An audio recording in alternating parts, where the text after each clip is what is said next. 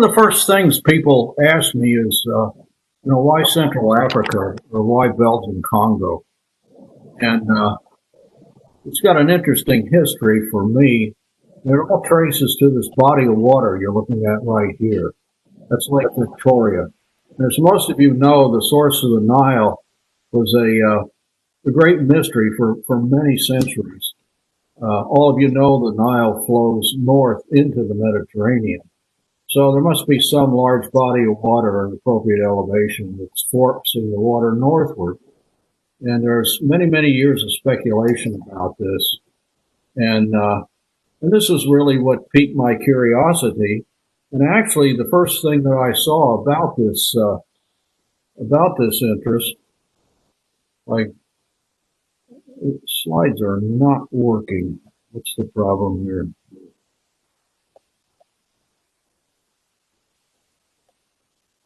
Oh, let's try it again here.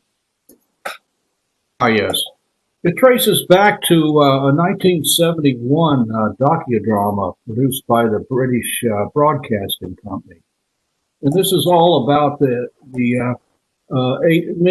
mid-19th century explorations and efforts to find the source of the Nile. And I happened to see this. It was probably 1972 in the United States, and that really stimulated my interest in Central Africa exploration and explorers, and that's continued to this day. Well, I didn't actually collect any banknotes until almost 30 years later, in the early 2000s. So my first world banknotes came some 30 years later. So let me give you a little bit of more background and history of things to put stuff in context, and then I'll start talking about some of my collection and some of the numismatic details. So, brief history of the Belgian Congo, at least the Belgian Congo region. It was the mouth of the River Congo on the Atlantic was actually discovered by this Portuguese explorer, Diego Cao, in the 15th century. The river was explored upstream about 100 miles. And that's about all that was known. And this followed by many years of disputes about who had rights to the territory, principally between the Dutch and the Portuguese. And as many of you know, Portuguese eventually became the master of Angola coastal area, later what's known as Portuguese Angola. In the mid-1850s, serious explorations to find the source of the Nile were initiated. And in 1858, an English explorer by the name of John Hanning Speke found Lake Victoria, which proved to be the source of the Nile, or so he claimed. But unfortunately, his claim was disputed for almost 20 years. And it wasn't settled until this famous Welsh explorer, Henry Morton Stanley, started his couple of expeditions across Central Africa. And in 1874 through 1878, he extensively explored the area and confirmed that Lake Victoria is the source of the Nile.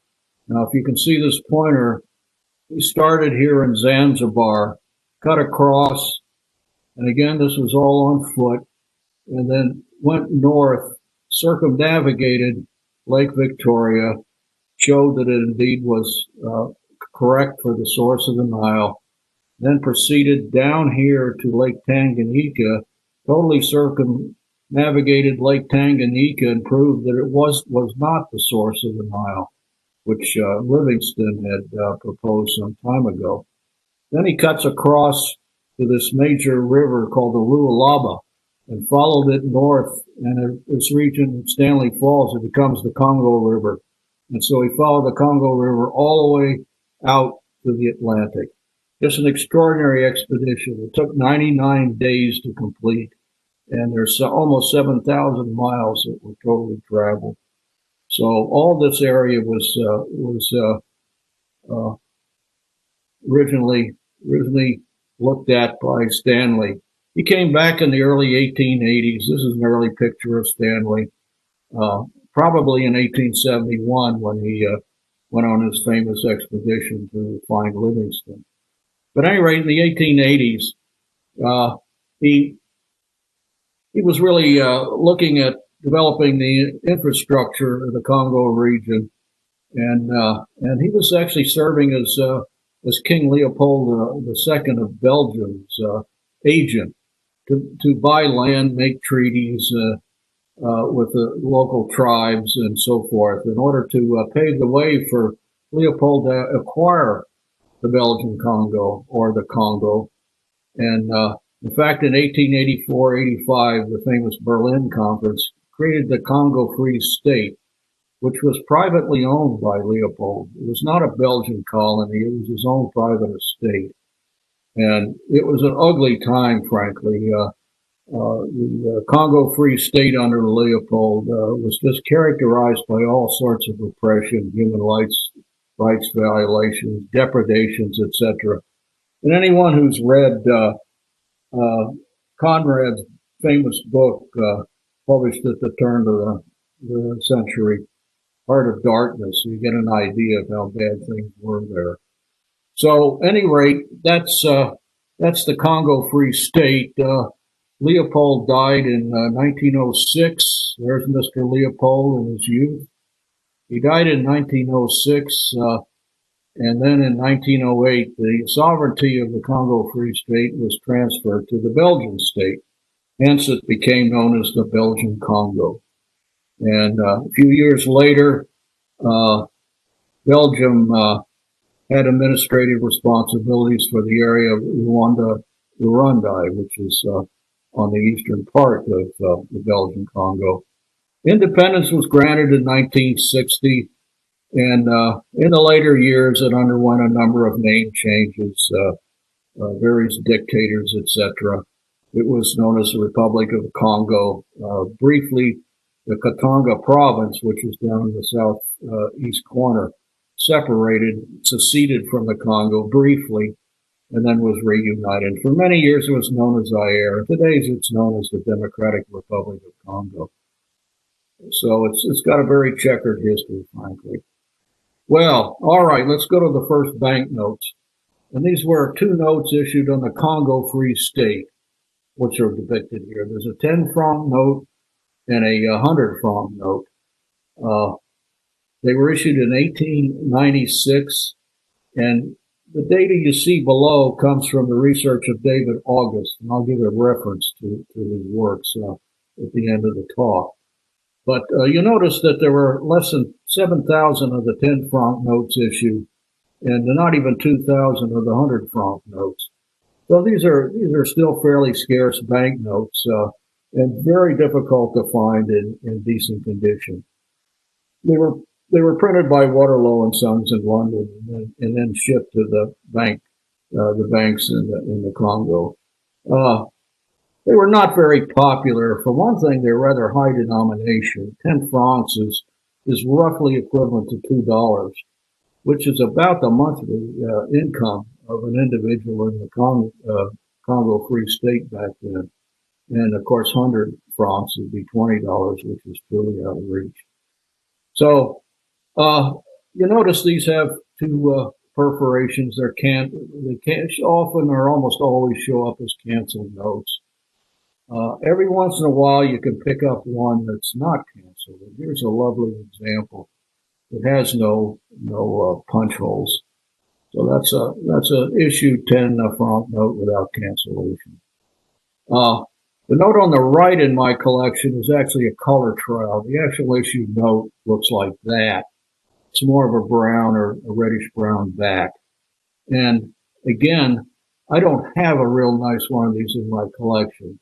This one I wish I had. It's extraordinary grade.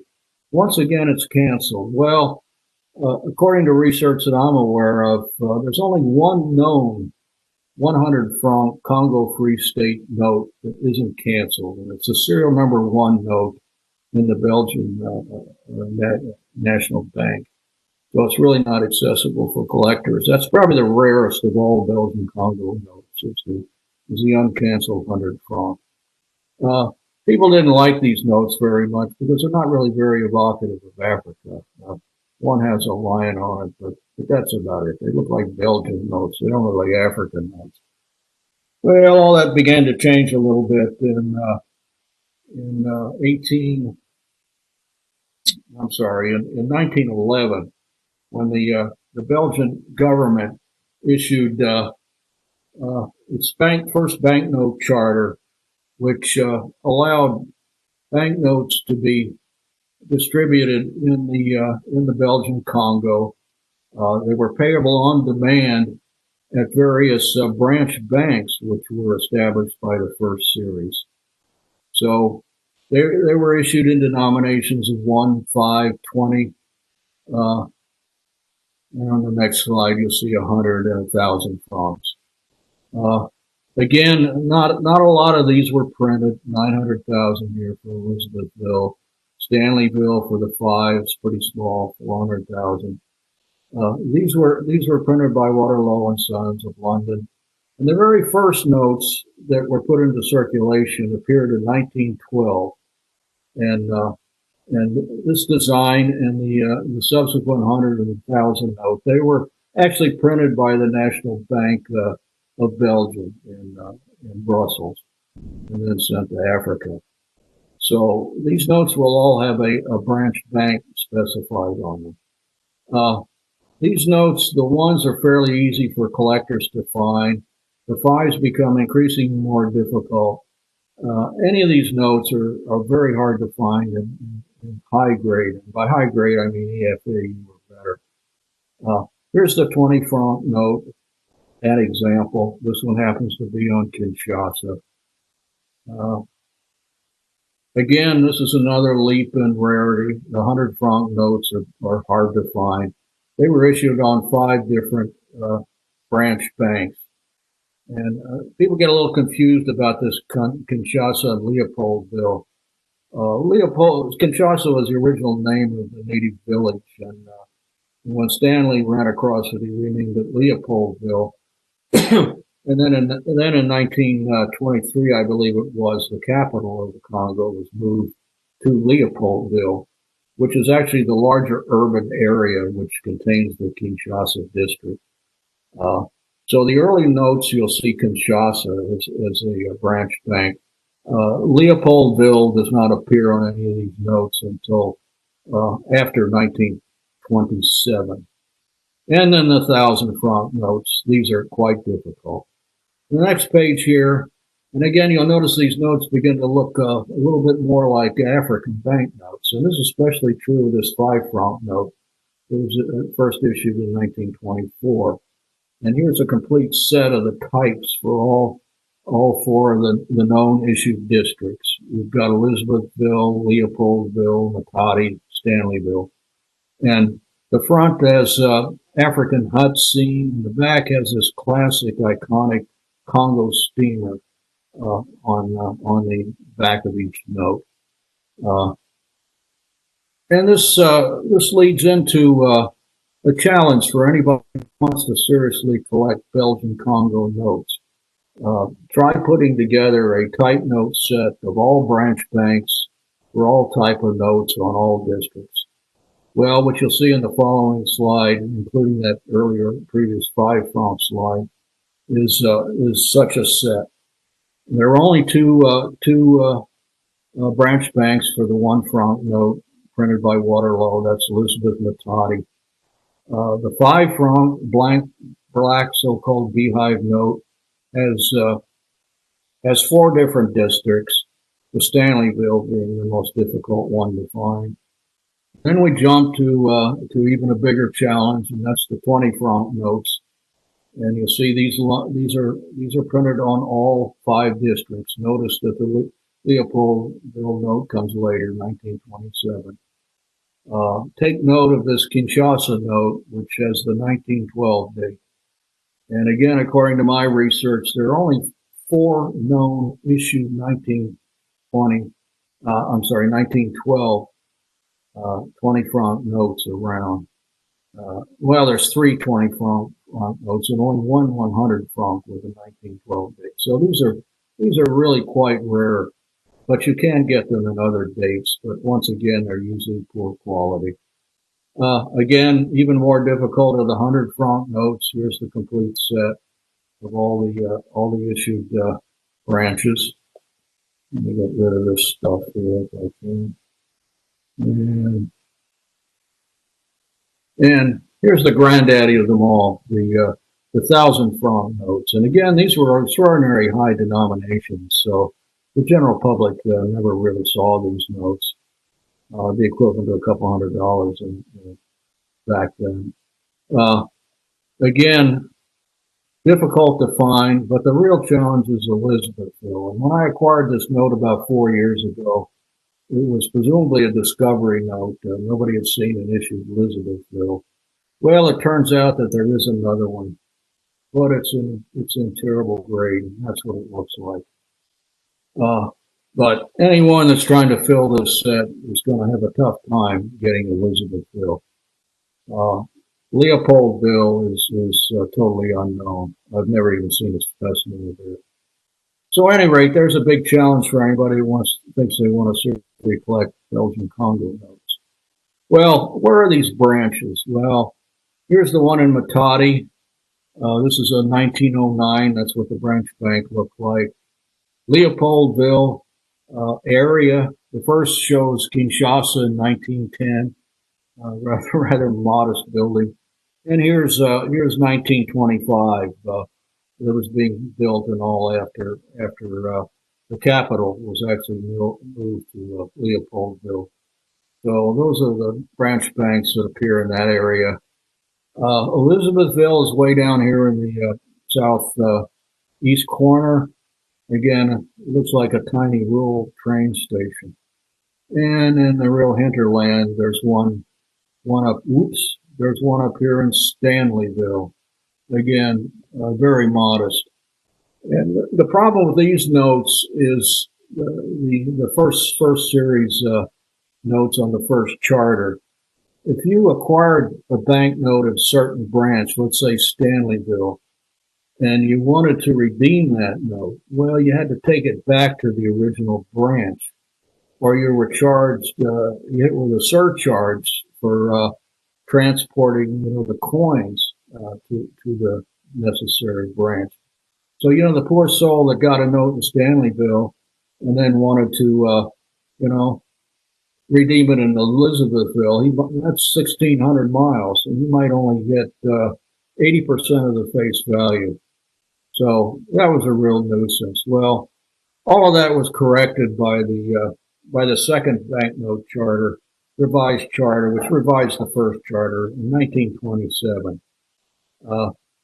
It extended the issue of notes for circulation in Rwanda, but most significantly, they all became payable on site rather than a specified branch.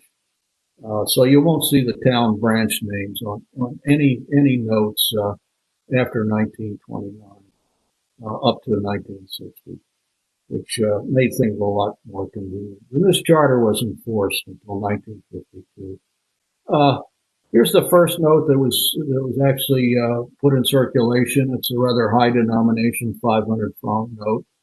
And notably, this is one of two type notes that were not printed by European printers, but by the American Banknote Company.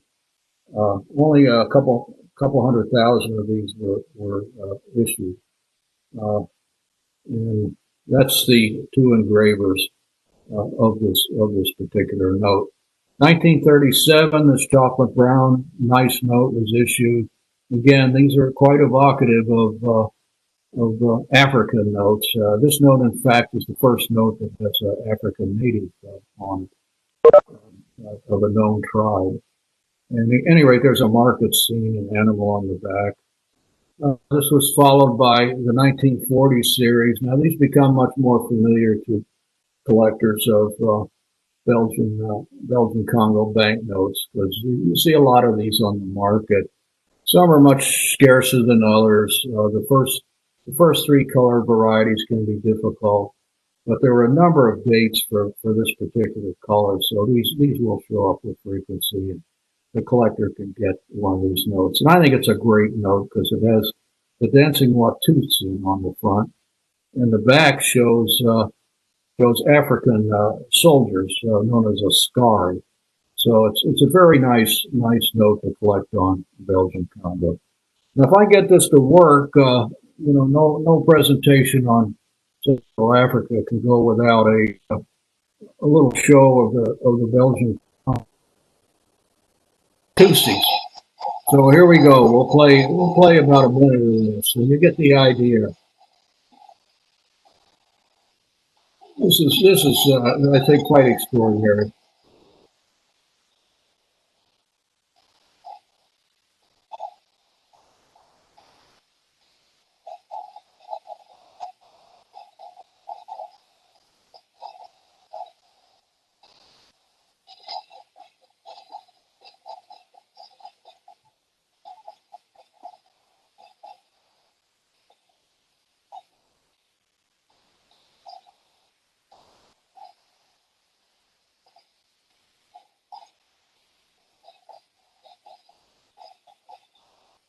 Okay, everybody's got the idea. Uh, this little video is from a film that was released in 1950 called King Solomon's Mines, and it was actually filmed on a number of locations in Central Africa, in Rwanda, in Stanleyville, and also at Murchison Falls, which is part of the northern outlet of Lake Victoria. So, at any rate, that's the Dancing Watusi note in action, if you will. All right. In the same series, there were 20 franc notes issued. Again, a number of color varieties, the first three being the more difficult ones to find. And the front has a depiction of a pirogue type of canoe, which looks a little precarious. In the back, a nice African scene. Just for your information, here's a commercial view of a pirogue, and of course, there's no way to practice social distancing on these things. So, at any rate, that's the canoe that's on the front of the 20 franc note. The 50 franc note, again, this was printed by the American Banknote Company, and this underwent a number of series, all the way from A to V. So that's 22 different letter codes if you ever want to try to collect all the complete series. And there are really 10 different pick note types that are in the catalogs. But that's a lovely note. Again, the second type of American Banknote Company product. There were also 100 franc notes, 1,000 franc notes, and a second 1940s series of that black note that you saw earlier, the 5 franc notes. These are not easy notes to find by any means. These do turn up. Again, if you want to get an uncirculated one, be patient. This is the second of all the notes that you've seen so far that are not in my collection. And I was never particularly interested in this because it really has nothing to do with Africa other than the title. At any rate, it's a 10,000 franc note, obviously not for general circulation, probably for financial dealings and so forth. I know of no issue note that exists, and understandable because you want to redeem this. But specimens are available, rather expensive nowadays.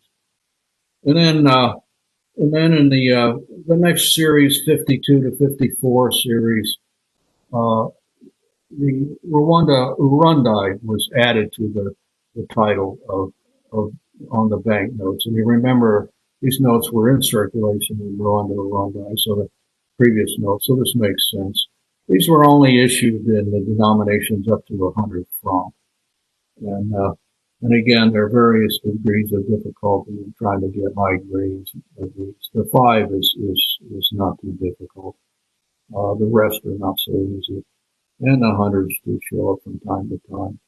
I put in one slide here just sort of torture the collector. So this note's very hard to find, truly uncirculated. Well, here's a scene from some bank where a teller is handing out the crisp new 100 franc Congo at Rwanda notes. Look at that stack of uncirculated notes. That just kills me. All right. Next series, again, all depicting wonderful depictions of natives, which I'll have a little bit to say about following up here shortly. The 20 franc note, 50, 500, and 1,000. Again, this will become increasingly difficult as you go up in denomination. And for some reason, this note here is virtually impossible to find in anything better than VF, and you're lucky if you can ever find one of those. So that's kind of a quirk.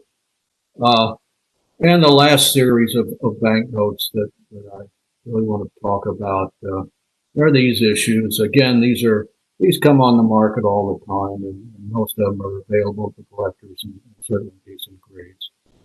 And they were issued up to the 1,000 francs. Here's the 500 franc note. Now, this one is probably the most difficult to find in real high grade. And the very last note was the 1,000 franc note with King Baudouin on it. And of course, there is a 100 franc note, and this is the one and only note that has a portrait of the infamous King Leopold II. And there he is in all of his glory in old age and on the banknote. Interesting, I mean, these have several dates on them, and the last one that came out was in September 1960, which actually was 2 months after the Congo gained independence. So, at any rate, if you've been paying attention, there's lots of really interesting natives on these banknotes. A lot of these natives were contemporaries of they were there when Stanley and other explorers were trekking around in the Congo. And if not then some of them, they were successors to some of the tribes. And I'll show you where some of these were located and who's actually on the banknotes. The Mangbetu tribe is shown here. Here's one example on the 50 franc note. They were way up here in the northeast corner. And you'll notice that these people have rather elongated heads. Well, this was a sign of beauty. And what happened was when they were very young, they'd wrap their heads in bark to distort them so they grow this way. This is something that the more upper class people did. This barbaric practice remained in force until the early 1950s.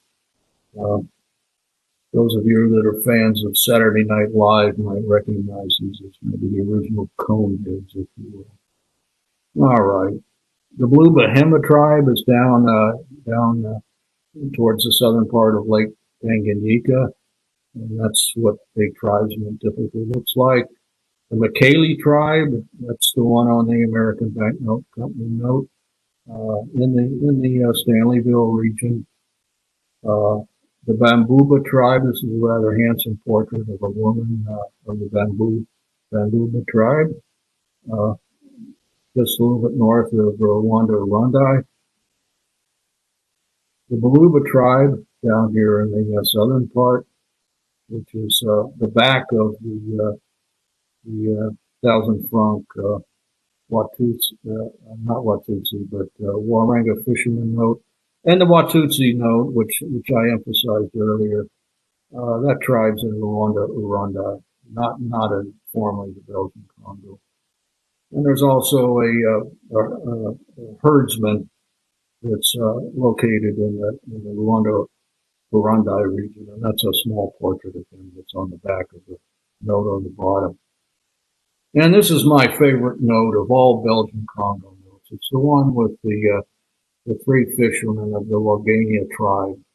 And this tribe is described by Stanley in his writings of his exploration. They hung out around Stanley Falls on the Congo River, and they fished the river. And this is a practice that's until quite recently. And this is what these characters do to fish. I'm a freshwater fisherman, but I've never engaged in this stuff. But at any rate, those are some rapids in the Congo where they're pulling out fish, believe it or not. Right. It's again the elongated head and nine betus appear on these notes here that you've seen. And there's one more Wagania fisherman depiction on the back of that 53, 55 issue note on the bottom. And last but certainly not least, as you'd expect, there are a number of wonderful animal vignettes on Belgian Congo notes. And we'll run through a series of these. Probably the most recognizable to many collectors is this leopard that's on the back of the American Banknote Company issue. It was engraved by a fellow named Gunn at the American Banknote Company. Just a lovely leopard portrait. The Niembo catalog, cattle rather striking vignette. The Okapi is on the back of this 500 that you've seen. Waterbuck on the 1000, Impala on the last 10. And one and only hippopotamus, which is not terribly impressive, is on the 5 franc notes, the Beehive series. It's on the back of all of the Beehive series notes. And antelope on the 1937 issue, a little herd of antelope, rather lovely. And the one and only lion is on this Congo Free State note. So, and with elephants, and of course, as you'd expect, there are several notes with nice elephant vignettes. And here's a little montage of 4 of them that are on the notes that you'd seen earlier.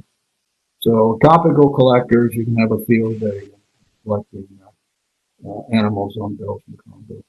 All right, well, that concludes what I really want to say about the numismatic details and a little bit of the history. Now, anyone who wants to delve more into the history, I encourage you to do so, frankly. It's really quite fascinating. It's fascinated me for almost 50 years. And there's a mountain of books available covering the history of exploration and development of the Central Africa and the Congo region. Probably the most popular book that came out a few years ago is Moorhead's The White Nile. That's a good introduction to search for the source of the Nile and the later follow-up. This whole business of the inhumanity and mistreatment of natives in Leopold's Congo Free State are amply described in this publication by Adam Hochschild, Leopold's Ghost. It's really a very, very engaging book. And the latest biography, and probably the definitive biography of Stanley and all of his travels, is written by Jim Teal. Those books are all in print. Now, numismatic history and details.